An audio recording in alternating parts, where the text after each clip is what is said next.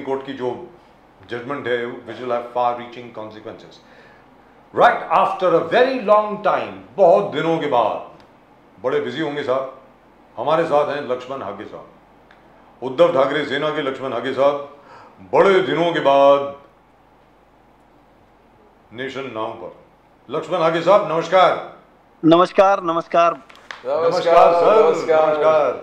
बड़े दिनों के बाद आए सर, मुझे लग रहा है बहुत काम कर रहे हैं। यस, काम तो कर रहा हूँ। मेरा पब्लिक से कनेक्ट है। मेरा लोकसभा कंसिस्टेंसी में हर एक गांव में जा रहा हूँ, हर एक प्रवर्ग, हर एक समुदाय के पास जा रहा हूँ।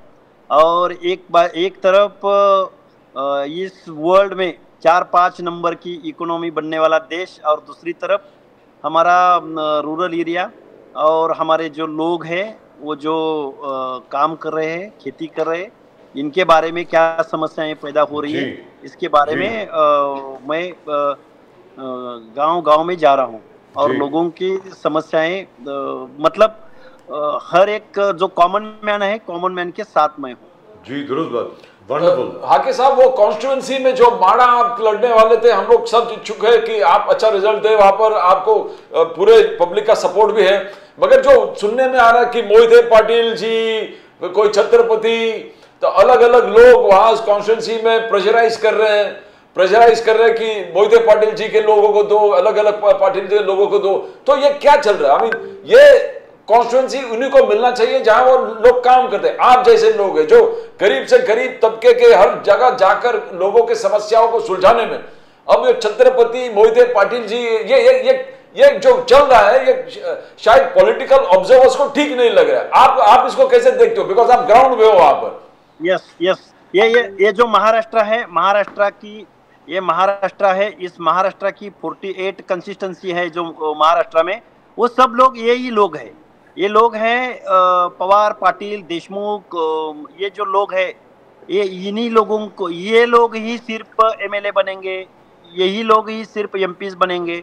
जो कॉमन मैन है, जो ओबीसी से आता है, जो धनगर कम्युनिटी से आता है, जो माली कम्युनिटी से आता है, जो बंजारी कम्युनिटी से आता है, इन लोगों ने सिर्फ गांव में सरपंच बनना, ये इधर तक ही इनका लीडरशिप आज तक प्रूव हो चुका है। मैं ये फुले शाहू अम्बेडकर के महाराष्ट्र में रहते हुए, एक महाराष्ट्र की एक अलग छवि है। महाराष्ट्र को पुरोगामी महाराष्ट्र बोला जाता है। महाराष्ट्र को प्रोग्रेस, अदर स्टेट के कंपैरिजन में महाराष्ट्र ये प्रोग्रेस स्टेट माना जाता है। और थोड़ा इंडस्ट्रियलाइजेशन वगैरह वगैरह सब कुछ ये सामने रखते हुए महाराष्ट्र एक डेवलप्ड स्टेट के बारे में उभर आया है। मगर इस महाराष्ट्र में, महाराष्ट्र का जो प्रतिनिधित्व है, ये लोग, ये जो बहुत दिनों से वही के वही लोग हैं, उसे घरानेशाही बोलेंगे हम। ये एक कॉमन, एक धनगर कम्युनिटी का बच्चा लोकसभा का टिकट मांग रहा है। ये इन लोगों को हजम नहीं हो रहा है। ये लोग इमेजिन भी नहीं कर रहे। ये इनके पास क्या एक शुगर फैक्ट्री है क्या? इनके पास 10-20 करोड़ रुपए है क्या? इनके पास क्या है? ये आदमी कैसे टिकट मांग रहा है? ये यहाँ से हमारी शुरुआत होती है। ये मतलब ये है कि हमारी जो लोकशाही है, लोकशाही में जो कॉमन मैन है, जो सामाजिक दृष्टिया मागास है, जो ओबीसी है, जो विजेएनटी है, जो एससी है, जो एसटी है, एससी एसटी को कानून में प्रावधान है, इसीलिए उनको प्रतिनिधित्व मिल रहा है। मगर ओबीसी विजेएनटी को प्रतिनिधित्व नहीं मिल रहा है। हमें सिर्फ मतदान करने का अधिकार मिला है, मगर ये व्यवस्था हमें कॉम्पीट करने का चांस नहीं दे रही है। मतलब ये लोकशाही हमारे तक पहुंची नहीं है। लेकिन सर एक चीज बताएं, एक चीज बताएं, ये कॉन्स्टिट्यूएंसी आपकी क्रिएट की गई थी 2009 में, करेक्ट? करेक्ट। 2009 में this is constituency number 43। Yes, from whatever I know, माड़ा कॉन्स्टिट्यूएंसी जो है, माड़ा लोकसभा कॉन्स्टिट्यूएंसी। और आपके पहले मेंबर ऑफ पार्लियामेंट यहाँ से शरद पवार साहब थे खुद। 2009 में शरद पवार जी थे, शरद चंद्र जी पवार थे। 2014 में विजय सिंह मोहिते पाटिल थे। 2019 में रंजीत सिंह नायक निम्बालकर है जी। तो अभी ये बीजेपी की सीट है, कहने का मतलब ये हुआ अभी स्टैंडिंग सीट बीजेपी की है। स्टैंडिंग सीट बीजेपी की है। लेकिन यहाँ पर जो खबर हमको आ रही है उसे ये प्रतीत हो रहा है कि वहाँ के लोग जो हैं वो बदलाव के लिए बिल्कुल तैयार है, दे आर रेडी फॉर तैयार है। Is that correct? क्या ये फीलिंग ठीक है लोगों की? ये फीलिंग ठीक है। और मगर शरद पवार साहब ने पहली जो लिस्ट डिक्लेयर की, उस लिस्ट में लक्ष्मण हाके का नाम दिया और वो मीडिया पे आ चुका और पूरे महाराष्ट्र में, मेरे माड़ा लोकसभा कंस्टिट्यूंसी में एक माहौल था, हमारा स्वागत और हमें प्रतिशत बहुत अच्छी तरह से मिल रहा था। उसके समय, उसके बीच में ये महादेव जानकर जो महायुति, बीजेपी महायुति के साथ है, वो शरद चंद्र जी पवार साहब के पास आए और वो बोले कि मैं महाविकास आघाड़ी के साथ आता हूं और मैं जहां से माड़ा लोकसभा कंस्टिट्यूंसी से 2009 में चुनाव लड़ चुका हूं, अभी मैं लड़ने के लिए तैयार हूं। तो 8-10 दिन उन्होंने इंटरटेनमेंट किया और उन्होंने वापस देवेंद्र फडणवीस साहब के साथ जाके वो फिर वापस भाजपा महायुति में शामिल हो गए और अभी दूसरे लोग, तीसरे लोग वो ट्राई कर रहे हैं, ये एनसीपी, शरद चंद्र पवार गुट। मगर अगर एक बाजू को रंजीत सिंह निंबाळकर आते हैं, दूसरे बाजू को धैर्यशील मोहिते पाटिल आते हैं, तो ये बड़े लोग झाले, एस्टेब्लिश्ड लोग हो गए। इन दोनों के बीच में कॉमन मैन को ना मतदान करने में इंटरेस्ट है, ना ये लोग क्या करने वाले हैं आगे जाके। ये तो मेरा आपका जो नामांकन है वो उद्धव ठाकरे जी की तरफ से आएगा या शरद पवार जी की तरफ से आएगा? ये क्या हो चुका, जब महाविकास आघाड़ी की यादी डिक्लेयर हो गई उस टाइम उन्होंने ऐसा डिक्लेयर किया कि लक्ष्मण हाके ये शिवसेना यूबीटी के स्टेट प्रवक्ता है, उनको हम हमारे पार्टी की तरफ से माड़ा लोकसभा में हम उनको प्रत्याशी बना रहे हैं जी।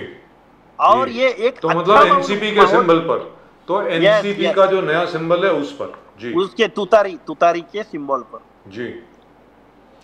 तो आगे जाके लक्ष्मण हाके साहब, बहुत दुख की बात है जो हम लोग देख रहे हैं कि ये धैर्यशील पाटिल, विजय सिंह मोहिते पाटिल, नाइक निंबाळकर, यही सब सत्ता आपस में बांट के ले रहे हैं। ये महाराष्ट्र के पॉलिटिकल जो सिस्टम है उसके लिए बहुत दुख की बात है कि जो दुख की बात है नंबियार साहब,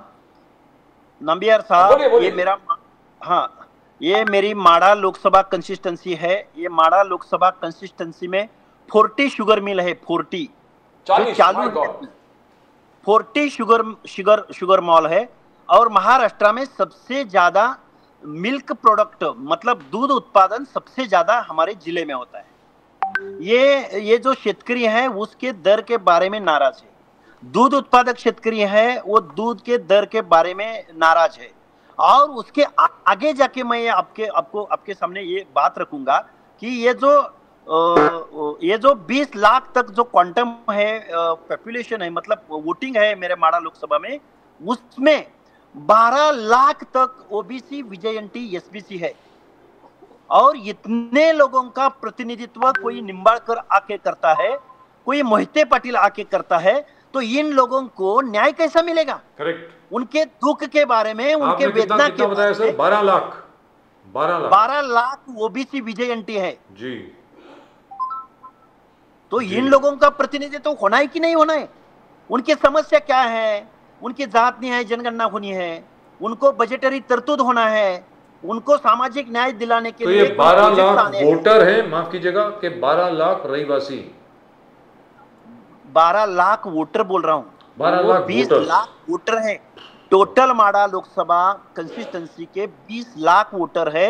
उनमें से 12 लाख तक ओबीसी जी, सिर्फ ओबीसी है। उनमें से 6 लाख प्लस धनगर है, 3 लाख के लगभग माली है और वंजारी और लोनारी ये 1 लाख तक है। और जो गांव में जो 12 बुलुता है, जो नाभिक है, जो सुतार है, जो लोहार है, जो कुंभार है, गांव में जो नाभिक है, गांव में जो जोशी है, कुड़मड़े जोशी है, बेरड़ बेडर रामोशी है, ये जो सब लोग हैं, इनका अगर क्वांटम मैं पूरी जवाबदारी के साथ आपके सामने ये मैं बात रख रहा हूँ, 12 लाख तक लोग अगर ओबीसी विजयंती के है और ये मतदार संघ ओबीसी को बिलोंग करने वाला है, मतलब इनकी बहुत सारी लोक संख्या है, तो इसका प्रतिनिधित्व किसने करना चाहिए? ये कौन है लोग? ये निंबाळकर और मोहिते, ये कारखाने चलाने वाले, ये गड़ी में रहने वाले, ये संस्थानिक, ये सरंजामदार, ये इन लोगों को हमारे धनगर कम्युनिटी की समस्या क्या मालूम है? ये धैर्यशील मोहिते जिनको ये महाविकास आघाड़ी शरद चंद्र जी पवार टिकट देने जा रहे हैं, इनको क्या मालूम है धनगर कम्युनिटी के बारे में? इनको क्या मालूम है माली कम्युनिटी के बारे में? इनको क्या मालूम है ये जो विमुक्त जातियां हैं, बहुत संख्या में वो बेरड़ रामोशी हमारे माड़ा लोकसभा में है, कोली है, इनकी क्या समस्या है? इनको क्या मालूम है? क्यों बनना चाहते हैं एमपी? क्यों जाना चाहते हैं देश की संसद में? इनका आंसर है क्या इनके पास? कभी आप एक प्रयास करिए, ये रंजीत सिंह मोहिते पाटिल, ये धैर्यशील मोहिते पाटिल, रंजीत सिंह नाइक निंबाळकर और लक्ष्मण हाके, इन 3 लोगों का डिबेट रखिए और इनको सवाल कीजिए, आप क्यों क्यों क्यों देश की संसद में जाना चाहते हो? तो अभी क्या होने वाला है आगे साहब? मैंने जो हम लोगों का इंप्रेशन ये था कि उद्धव ठाकरे जी ने तो तय कर लिया था कि आप ही वहाँ शिवसेना उद्धव ठाकरे का नेतृत्व करेंगे माडा कॉन्स्टिट्यूंसी में, तो ये उल्टा कैसे हो गया? मैं इस नतीजे तक पहुंचा हूं कि हम ओबीसी होने के कारण, हम धनगर होने के कारण आज भी महाराष्ट्र में 48 कंसिस्टेंसी में, 48 लोकसभा कंसिस्टेंसी में ना भाजपा महायुति किसी को टिकट दे रही है, ना महाविकास आघाड़ी किसी को टिकट दे रही है। ये जो छह पक्ष है, ये जो ट्रिपल इंजन भाजपा का साथ है और महाविकास आघाड़ी में मेजरली ट्रिपल जो पक्ष है, तीन पक्ष है, ये तीनों में एक भी धनगर को टिकट नहीं दे रहे हैं। मैं बार बार ऐसे कम्युनल बातें करते आ रहा हूं क्योंकि ये बहुत सारी गांव के गांव, तालुका से तालुका, बहुत सारे 6 लाख प्लस एक कम्युनिटी का रहना, ये थोड़ी लोक संख्या हो गई? ये थोड़ा वोटर हो गया? इन लोगों को आज तक 78 इयर्स में एक भी एमपी लोगों में से चुन के देश की संसद में गया नहीं है। तो इनकी समस्या संसद में रखेगा कौन? इनके बारे में, इनके हित में कायदा कैसा पारित होगा? क्या चल रहा है हमारे महाराष्ट्र में? ये फुले शाहू अम्बेडकर का महाराष्ट्र है? ये समता के लिए तरस रहा ये महाराष्ट्र है? ये लोग कैसे चुन के आते हैं? इन्हों की ही चर्चा कैसे होती है? इनको ही टिकटें कैसे मिलती है? तो इसका मतलब यह हो गया हमें सिर्फ वोटिंग का अधिकार मिला, मगर हमारे महाराष्ट्र की व्यवस्था ने हमें पर्ची भरने तक का, मतलब इलेक्शन को खड़े रहने तक का करेज इस लोकशाही में हमें नहीं मिला है। ये तो हमारी वेदना है। तो कहने का मतलब ये हुआ आखिर में आपको, लक्ष्मण हाके साहब, आपको स्वतंत्र रूप से निर्दलीय के रूप में आपको खड़ा होना पड़ेगा वहां से। यस, ये मैं करूंगा, जरूर करूंगा। और माडा लोकसभा में लक्ष्मण हाके, चाहे थर्ड फ्रंट, मुझे मेरा जो विचार है, मेरी जो मांग है, मैं जो लास्ट 1.5-2 साल से मेरे कंसिस्टेंसी में घूम रहा हूँ, ओबीसी के बारे में एक रोक ठोक और फैक्ट और फैक्चुअल के ऊपर जो भूमिका ले रहा हूँ, इसके ऊपर मुझे हर दिन में 100-200 कॉल आते हैं। हम आपको वोट देंगे, हम आपको चंदा देंगे, हम आपके साथ रहेंगे, ऐसे बहुत सारे कॉल आते हैं। और ये सब होते हुए भी इधर की जो पार्टियां हैं, ये पार्टियां मेरे जैसे कार्यकर्ताओं को टिकट नहीं दे रही, ये फैक्ट है।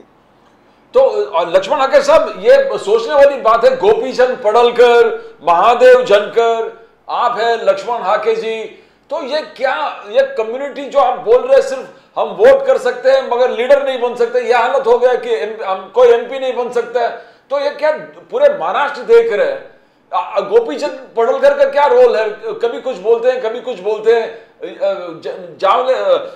जानकर साहब भी कभी इधर कभी उधर, ये हम लोग देख रहे हैं। एक आप ही थे अटल, इस मैं यहाँ पर हूं और यहाँ पर रहूंगा, यहाँ से काम करूंगा, वो हम एक जगह पे स्थिर आप ही खड़े थे, मगर ये क्या देख रहे हैं हम लोग? कुछ समझ में नहीं आ रहा पॉलिटिकल ऑब्जर्वर्स को। ये मेरा महाराष्ट्र ऐसा है। महाराष्ट्र को देखने का तरीका जो अदर के स्टेट है, दिल्ली से चाहे कन्याकुमारी तक और बंगाल से लेके गुजरात तक, ये जो पूरा इंडिया महाराष्ट्र को फुले शाहू अम्बेडकर का पुरोगामी विचारों का महाराष्ट्र, ऐसा एक मेरे महाराष्ट्र का एक इमेज है। मगर इस महाराष्ट्र के अंदर एमपी की सब लिस्ट निकाले अभी, इसके अंदर कौन एमपी को किसको टिकट मिलता है, किसका नैरेट होता है? लोकसभा का चुनाव आने के बाद एक तरफ मोहिते पाटिल का नरेशन आता है, दूसरी तरफ निंबाळकर का नरेशन आता है।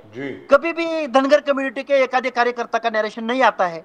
अगर कोई मेरे जैसा एकाध दूसरा कार्यकर्ता अगर बोलता है मैं लड़ूंगा, मैं जीतूंगा, मेरी इतनी कम्युनिटी है, तो हमें जातीयवादी बोलते हैं लोग। ये धनगर कम्युनिटी का नेता है, ये जातिवाद करता है, ये जाति के ऊपर बोलता है, ये ओबीसी के ऊपर बोलता है। हमें बदनाम किया जाता है इस व्यवस्था की तरफ से। अरे ये फुले शाहू आंबेडकर का महाराष्ट्र नहीं है। मैं पूरे देश को बताऊंगा मेरे महाराष्ट्र में मोनोपोली है। ये जो सरंजामदार है, दरकदार है, वतनदार है, ये लोग हमें चुनाव लड़ने के लिए इजाजत नहीं देते हैं। ऐसे सिस्टम मेरे महाराष्ट्र में, मुझे खेद है ये आपको आपके सामने रखते वक्त। अरे एक आदमी तो, अरे मेरे 12-13 लोकसभा कंसिस्टेंसी में धनगर कम्युनिटी का वोट 3 लाख, 4 लाख, 4.5 लाख, 5 लाख, 6 लाख, 6.5 लाख, इतना एक लोकसभा कंसिस्टेंसी में एक जाति का इतना मतदान है, तो फिर भी एक आदमी को भी कौन सी भी पार्टी टिकट देने के लिए तैयार नहीं है।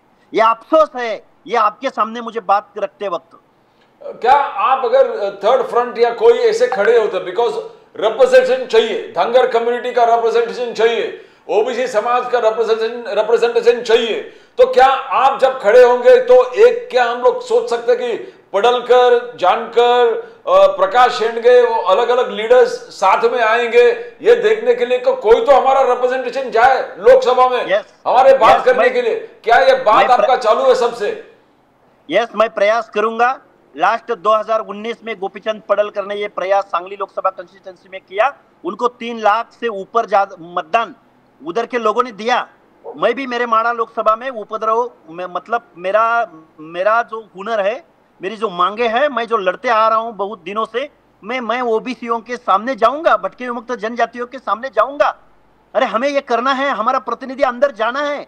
हमारा जब आरक्षण चैलेंज हुआ उस टाइम ये प्रतिनिधि क्या कर रहे थे? हमको एक सुरक्षित वातावरण बनाने के लिए हमारे घर कोई आया था क्या? हमारे बारे में कोई बोला क्या? हमारे जात न्याय जनगणना के बारे में कोई हाउस में बोलता है क्या? ये बातें मैं मेरे लोगों के सामने रखूंगा। गांव के ओबीसी विजयंती के सामने जाऊंगा मैं। लोग बोलते हैं इतना सारा बजट, इतने सारे रोड, समृद्धि महामार्ग, मेट्रो, या अलाना फलाना, ये लोकसभा, इतना जीएसटी, इतना पैसा, इतनी सुपर पावर, और मगर हमें क्या मिला? हमें आज भी प्रतिनिधित्व नहीं मिल रहा है। ये क्या बात हो रही है इस देश में? जी दुरुस्त बात।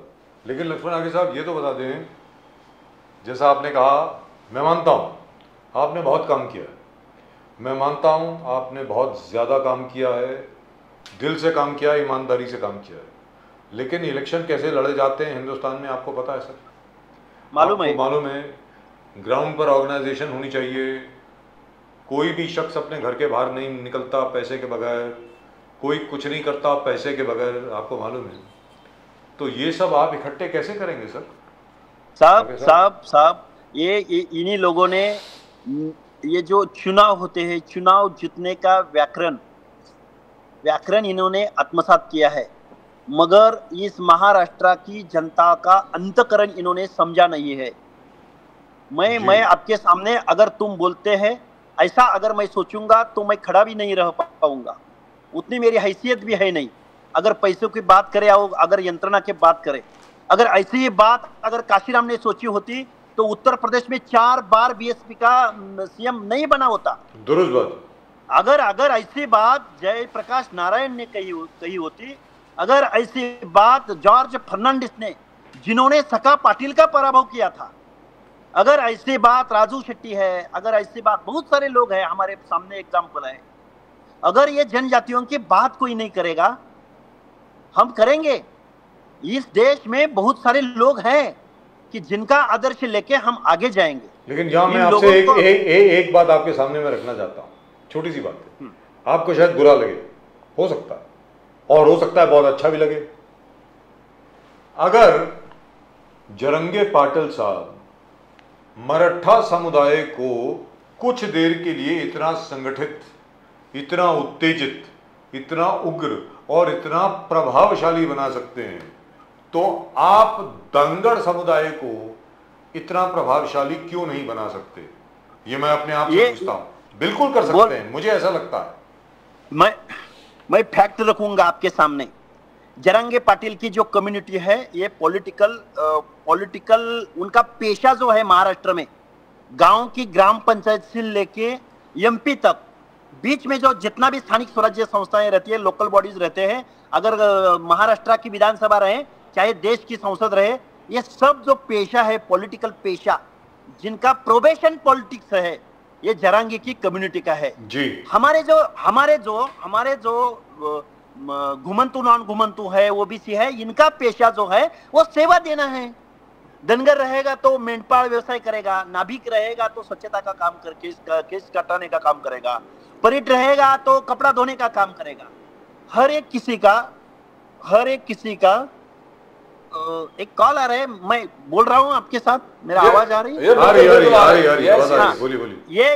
ये हमारा जो ओबीसी लोग है, हमारे जो भटकी विमुक्त जनजातियां हैं, हमारे सब लोगों का प्रोबेशन ये है कि काम करना, शारीरिक श्रम का काम करना, खेती करना, खेती करने वालों को सहायता करना, खेती के ऊपर जाके उनके साथ काम करवाना, दूध उत्पादन करवाना, भेड़ बकरियां चराना, हमारा प्रोबेशन ये है। हमारा जो कॉन्फिडेंस है, हमारे जो लोग हैं, अगर लक्ष्मण हाके बोलता है कि मैं इस माड़ा लोकसभा कंस्टिट्यूंसी का मैं खासदार बनूंगा, एमपी बनूंगा, तो लोग बोलते हैं हाके साहब आपके पास क्या है, आप कैसे एमपी बनोगे, आपके पास कितना पैसा है, आपके पास क्या यंत्रणा है। ये मुझे मालूम है, मैं इतना भी ये नहीं हूं कि मुझे ये सब फैक्ट्स मालूम नहीं है, मुझे मालूम है, मगर आगे आने चाहिए, प्रबोधन होना चाहिए। इन लोगों का रिप्रेजेंटेशन, हमारे कॉन्स्टिट्यूशन को क्या अपेक्षित है, हमारी कॉन्स्टिट्यूशन में, हमारे प्रियम्बल में हम बोलते हैं कि सामाजिक न्याय के साथ हम इन देश के सब लोगों को हम समानता के लाइन पर लाएंगे। हर किसी को इस देश का नागरिक हमें सम्मान होना चाहिए, अभिमान होना चाहिए। ये कॉन्स्टिट्यूशन की बात पूरी हो रही है हमारे देश में, और एक बार क्रांति होनी है हमारे देश में। तो इस देश में सब लोगों को न्याय मिलेगा। लेकिन एक चीज है, आपको, मुझे ऐसा लगता है, भले ही आप ये कह रहे हो कि आज की तारीख में धांगड़ समुदाय जो है वो आज की तारीख में राजनीतिक तौर पर इतना ज्यादा अवेयर नहीं है, इतना ज्यादा प्रतिष्ठा नहीं बढ़ी है। बिल्कुल ठीक बात है, नहीं बढ़ी है, यस। लेकिन ये आपके लिए बहुत बड़ा अवसर है। इसका मतलब उनको आप जैसा नेता चाहिए जगाने के लिए।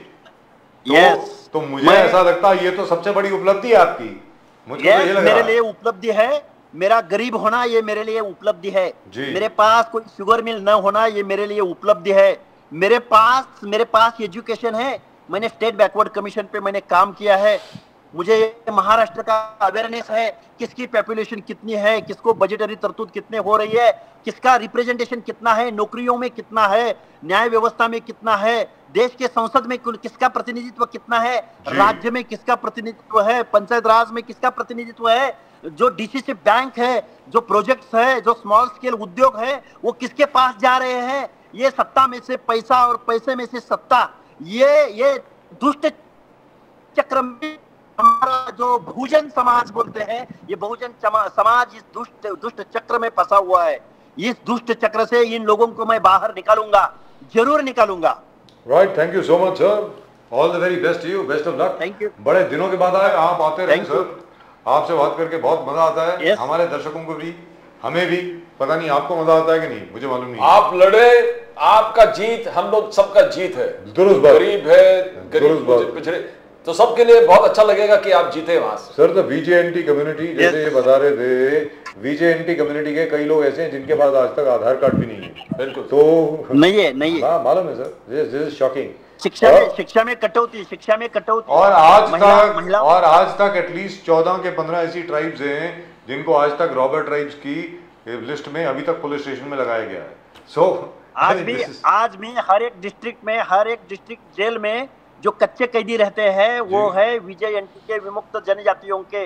कौन सी भी चोरी हो, कौन सी भी क्रिमिनल एकाधी घटना घड़ी, सबसे तो पहला उन लोगों को उठाया जाता है। मालूम है सर, मालूम। लोग सड़ते हैं, मरते हैं अंदर, क्योंकि बेल देने के लिए कोई नहीं है, केस लड़ने के लिए कोई नहीं। करेक्ट, चलिए सर, कोई नहीं है। All the very best. मटका वाला, गुटखा वाला, 2 नंबर वाला, पैसे वाला हमारे महाराष्ट्र के विधानसभा में जाता है चुन के। खेद है, मुझे अफसोस है इन बातों पे। बहुत सारे लोगों का नाम बताऊंगा जिसको मटका जुगार से अलग दूसरा कोई, उनको ना कुछ मालूम है ना कुछ भी नहीं है। ऐसे बहुत सारे मेरे महाराष्ट्र के हाउस में बहुत सारे लोग हैं। क्या बातें हैं उनकी, क्या बोलते हैं, ना उनको आरक्षण मालूम है, ना इनको दलित मालूम है, ना इनको ट्राइबल मालूम है। ट्राइबल का डेफिनेशन इन लोगों को मालूम नहीं है। ये बहुत बहुत दुख की बात है आपके सामने। ये आपको सब हम सबकी बहुत बहुत शुभकामनाएं। हम आपके साथ हैं and we will follow your progress very very closely. Thank you very much. And we hope you win. I hope so too. I really and truly hope you win at whatever you do. Thank you so much, Lakshman thank you. Nandi sahab. All the very best to you. Namaskar. Jai Hind, Namaskar, Jai namaskar. Maharashtra. Thank you. जय Maharashtra, Jai Bhavani. Thank you. जय भवानी, जय शिवाजी, जय मल्हार, जय Bhim. Jai Bhim. Thank you. That was, I feel sad. That's when we think about the constitution, हम संविधान के बात करते, इक्वालिटी के बात करते, इक्वल प्रोटेक्शन ऑफ राइट्स के बात करते हैं, and suddenly we find जो constituencies है, ये rich and mighty are going to decide who's going to stand from where, and they're sharing the entire Western Maharashtra among themselves. That's कि right. आप यहाँ से लड़े, And you हम वहाँ से लड़े. and you have more than 12 lakh OBCs Yes, and yes. BJMTs, and no representative from those communities. Nothing. Which is very very sad. Right? We'll talk more about this when we come back tomorrow. In the meantime, do keep sending in your comments. आप अपने comment भेजें, आप subscribe करें channel को। The Irish clock. जी, subscribe कीजिए channel को साहब, ये आपकी ड्यूटी है। हम लोगों की ड्यूटी थी हर मत को, हर विचार को आपके सामने रखने की। आपकी ड्यूटी है चैनल को सब्सक्राइब करने की। सब्सक्राइब कीजिए, आगे बढ़िए। सबका फायदा है, देश का भी फायदा है इसमें, ये भी बता दूँ। Right, that's just about it from Pradeep ji and myself. We'll take the comments tomorrow. Comments हम लोग कल लेंगे सैटरडे को। आप अपने comments भेजते रहें। In the meantime, once again, like, share, subscribe. Do subscribe to the channel, please. नमस्कार, जय हिंद, जय महाराष्ट्र, जय भवानी, जय शिवाजी, वंदे मातरम, Vande Mataram. जय सिया राम, हर हर महादेव। हर हर महादेव।